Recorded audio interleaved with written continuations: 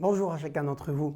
On a le plaisir de se retrouver pendant cette semaine sur des sujets fort intéressants, tout en sachant que la société dans laquelle nous vivons aujourd'hui nous montre clairement qu'il y a des signes qui tendent vers la fin du monde.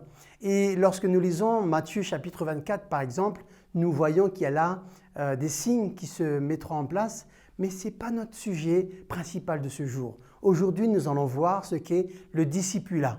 Donc, on compte sur toi, sur chacun d'entre vous, petits et grands, pour venir vivre ce moment fort avec nous sur le discipulat.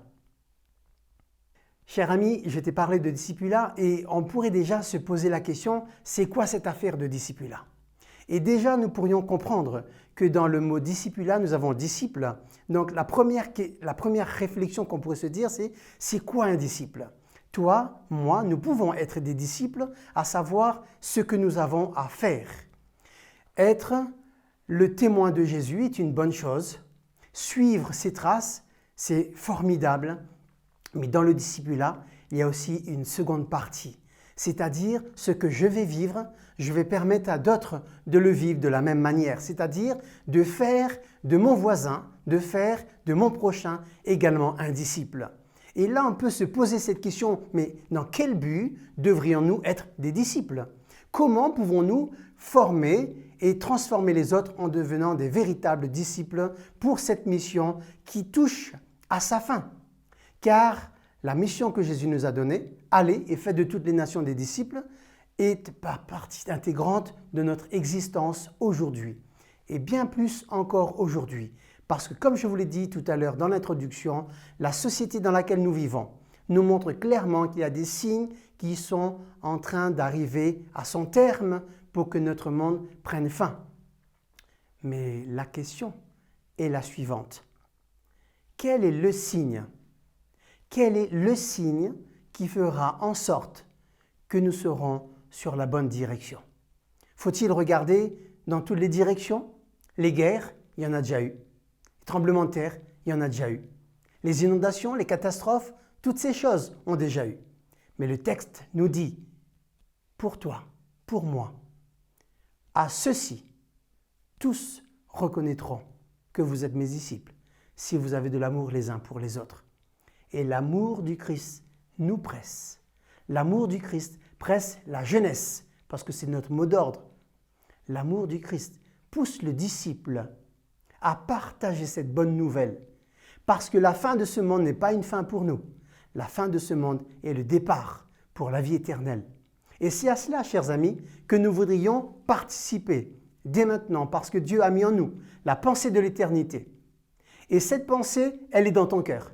Elle est dans mon cœur. Elle est dans notre cœur et nous avons besoin de vivre un moment de discipulat, c'est-à-dire une pratique au quotidien sur ce que nous avons à faire, sur ce que nous avons à dire. Laisse-moi t'illustrer cette chose de la façon suivante. Imaginons que tu sois sur un terrain de foot et que tu veuilles jouer au foot, mais que tu ne fais que rester dans les gradins. Et là, tu participes au match parce que tu vas acclamer lorsqu'il y aura un but marqué. Mais ce n'est pas ton but. C'est le but du joueur qui a marqué le but.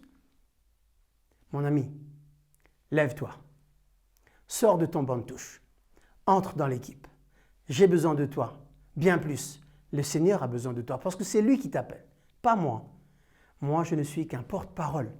Je ne suis que de ce rôle de discipulat, de t'inviter à devenir un véritable disciple. Tu hésites encore? Viens voir. La Bible te dit, la Bible me dit qu'il a préparé des œuvres bonnes d'avance pour que nous puissions les mettre en pratique. Ça veut dire que tout ce que nous avons à faire, tout ce que tu as à faire, tout ce que j'ai à faire a déjà été prévu par notre Seigneur Jésus. Nous avons juste à suivre les directives qu'il nous donne. Nous avons juste à être à son écoute. Et effectivement, là, tu peux me dire, il est difficile aujourd'hui d'entendre la voix de Dieu. Ça, je l'entends très bien de ta part. Parce que parfois, je ressens la même chose. Il nous faut des temps de calme. Il nous faut des temps de prière. Et c'est pour cela que nous avons un temps fort pendant cette semaine de prière mondiale. De pouvoir consacrer ce temps, toi et moi, ensemble, dans la prière, pour nous recommander à cet esprit qui attend juste une seule chose, c'est de nous parler, de te parler, de me parler et de nous donner les directives, de nous donner les choses à faire. Je ne sais pas ce que tu dois faire et tu ne sais pas ce que j'ai à faire, mais je sais que nous avons tous à faire quelque chose. Que Dieu te bénisse et qu'il te donne la motivation, qu'il te donne les capacités, qu'il te donne les moyens physiques et pratiques d'être parmi nous pendant cette semaine de prière. Que Dieu te garde. À très bientôt. J'espère te voir. J'aimerais t'inviter à courber la tête là où tu es, à prier ensemble. Seigneur notre Dieu, alors que nous sommes dans cette préparation de cette semaine de prière, qui n'est pas juste une semaine de prière pour faire une semaine de prière, mais nous voudrions ensemble entrer dans cette préparation finale, parce que l'œuvre que tu nous as confiée tire à sa fin. Et je veux, Père éternel, avoir l'assistance de ton Saint-Esprit, mais j'aimerais avoir la collaboration de mes frères, de mes sœurs, de ton Église, et qu'ensemble, Père éternel, nous puissions relever la tête, malgré les difficultés qui sont devant nous, malgré les défis que nous avons à affronter jour après jour. Seigneur, que nous puissions nous reconsacrer, que nous puissions nous abandonner entre tes mains et que nous puissions te faire totalement confiance parce que c'est ton Église et cette Église, elle est victorieuse.